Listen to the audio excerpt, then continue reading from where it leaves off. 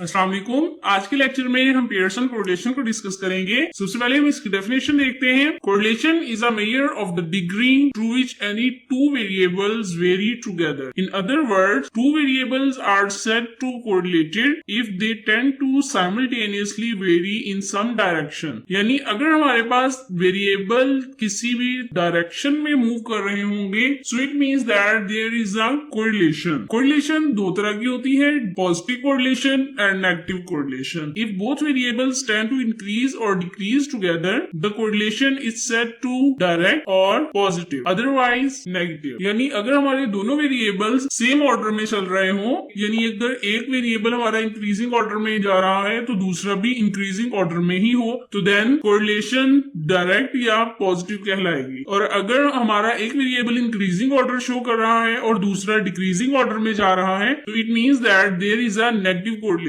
Correlation की कुछ properties हैं, उनको डिस्कस करते हैं। फर्स्ट प्रॉपर्टी है the correlation coefficient R is symmetrical with respect to the variables, that is correlation X Y is equal to correlation Y X. It means that अगर आप x की कोरिलेशन वाई के साथ find out करें या Y के साथ x की कोरिलेशन फाइंड आउट करें, तो दोनों का आंसर सेम होगा। तो ये हमारी सिमेट्रिकल प्रॉपर्टी है। Second property is it's range. The correlation coefficient lies between -1 and +1, that is it's range is -1 to +1। अब चलते हैं कोरिलेशन की इंटरप्रिटेशन की जानिब।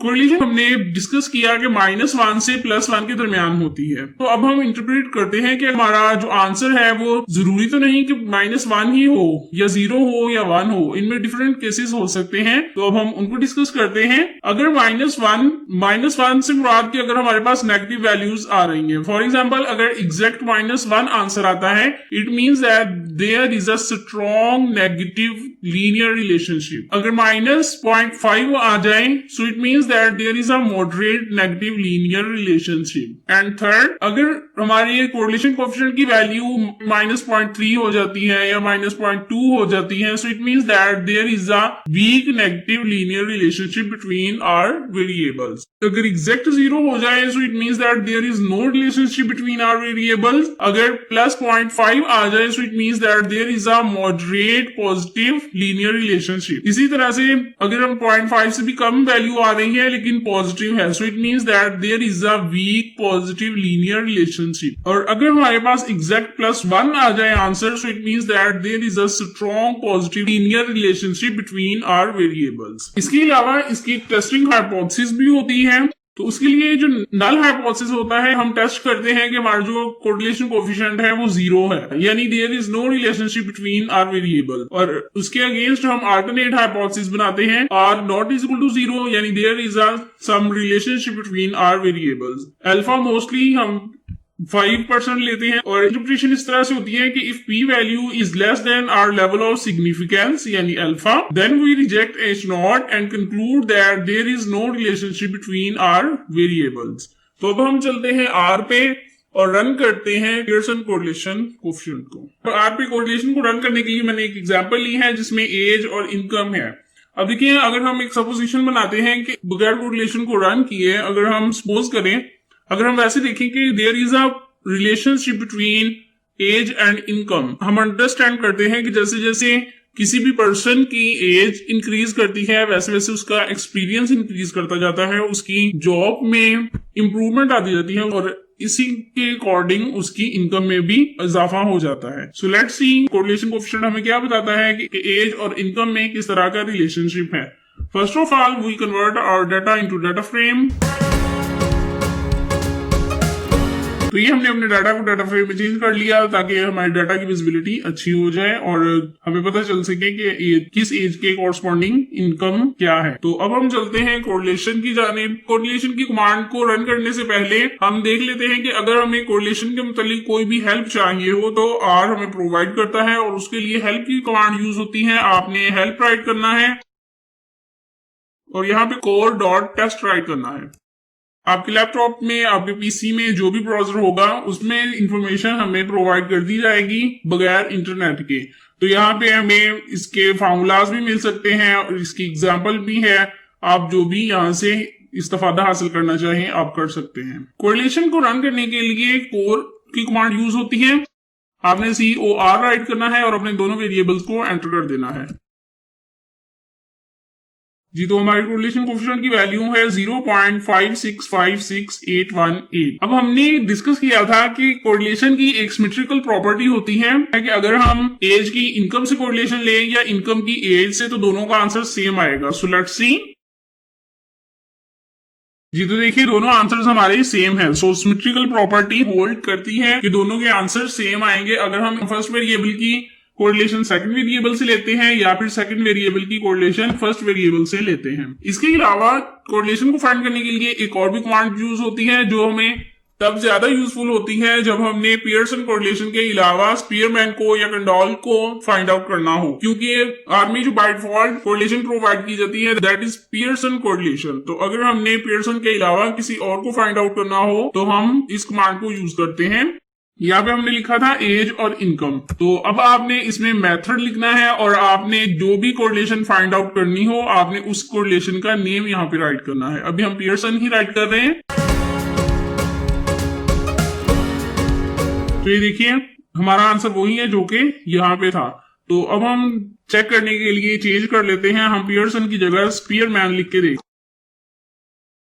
तो ये हमें स्पीयरमैन कोरिलेशन कोएफिशिएंट का आंसर प्रोवाइड कर दिया गया है। अब हम चलते हैं इंटरप्रिटेशन की जानिब। हम इसकी इंटरप्रिटेशन पर जाने से पहले हम स्कैटर प्लॉट से थोड़ा अंदाजा लगा लेते हैं कि हमारी जो कोरिलेशन है उसका ट्रेंड क्या होगा।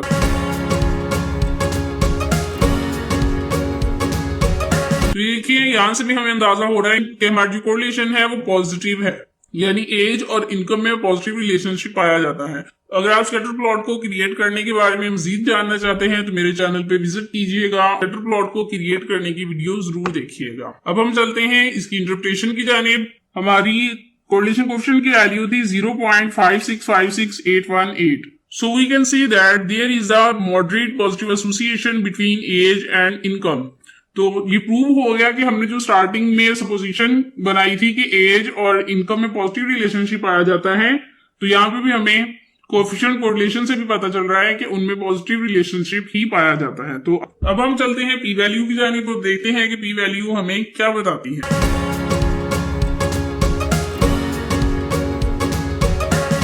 तो ये हमारा आउटपुट आ चुका है जिसमें this is T statistic and this is degree freedom and P value is 0.2238। Confidence interval हमें 95% पे अवेलेबल है और ये हमारे सैंपल स्टैटिस्टिक की वैल्यू है जो कि हमें यहाँ पे भी प्रोवाइड की जाती है। पी वैल्यू की interpretation, P value is 0.02238 which is less than 0.05. So we reject our null hypothesis and conclude that there is a relationship between age and income. तो अब देखिए ये तीन डिफरेंट मेथड से प्रूव हो चुका है कि एज और इनकम में पॉजिटिव रिलेशनशिप ही पाया जाता है। हमने स्कैटर प्लॉट को क्रिएट करके देखा और कोएफिशिएंट कोरिलेशन को फाइंड किया एंड देन P वैल्यू। तो हमें तीनों तरीकों से मालूम हो गया कि एज और इनकम में पॉजिटिव रिलेशनशिप ही पाया जाता है। ये तो था पियर्सन के लिए। अगर आपने स्पीयरमैन के लिए फाइंड आउट करना हो तो उसके लिए भी आपने, जैसे हमने यहाँ पे मेथड से स्पीयरमैन लिखा था, आपने इसी तरह ही करना है।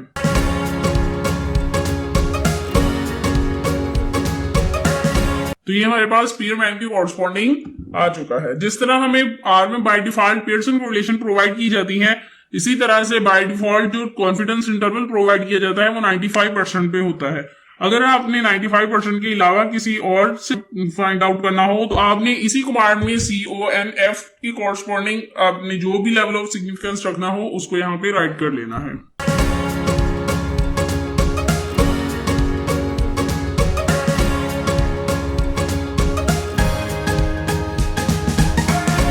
तो ये देखिए हमारा कॉन्फिडेंस इंटरवल चेंज हो चुका है 1% के लिए। पहले हमारे पास वैल्यू कुछ और थी और अब हमारे पास कॉन्फिडेंस इंटरवल चेंज हो चुका है। सैंपल स्टैटिस्टिक चेंज नहीं होता, वो वही है, ना ही पी वैल्यू चेंज हुआ करती है।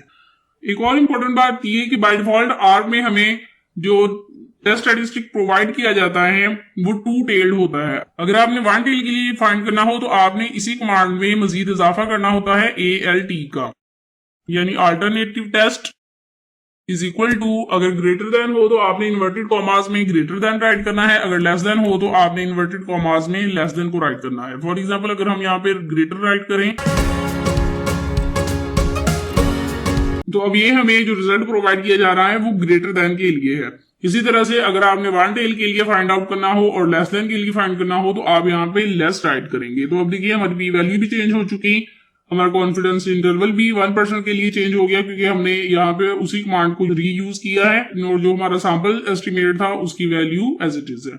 आई होप आपने आज की वीडियो में सीख लिया होगा कि हम किस तरह से पियर्सन कोरिलेशन कोएफिशिएंट को फाइंड आउट करते हैं, उसकी इंटरप्रिटेशन क्या है, और अगर हमने पियर्सन कोरिलेशन के अलावा स्पीरमैन को फाइंड करना हो तो उसको हम किस तरह से फाइंड आउट कर सकते हैं। Thank you, Allah Hafiz.